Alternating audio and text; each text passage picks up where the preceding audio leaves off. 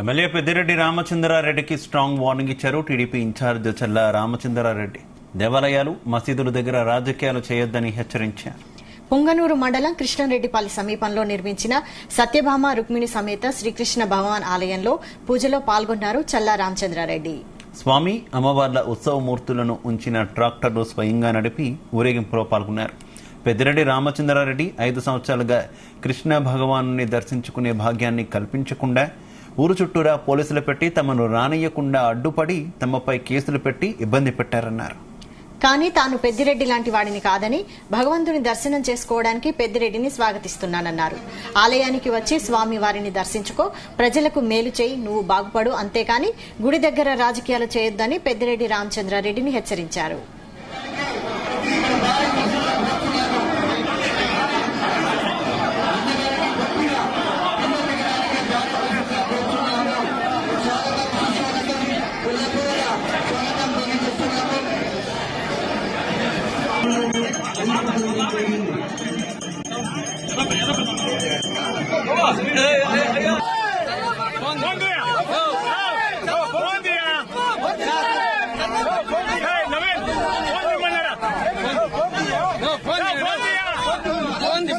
ఈ నియోజక ప్రజలకు, ఈ రాష్ట్ర ప్రజలకందరికి కూడా ఆ కృష్ణుడి ఆశీర్వాదాలు ఉండాలని, భగవంతుడు అందరికి కూడా చల్లని చూపు చూడాలని చెప్పి, ఈ రాష్ట్రంలో ప్రజలందరూ సుఖశాంతులతో ఉండాలని అందరి తరపున ఆ భగవంతుడిని కోరుకుంటున్నాను.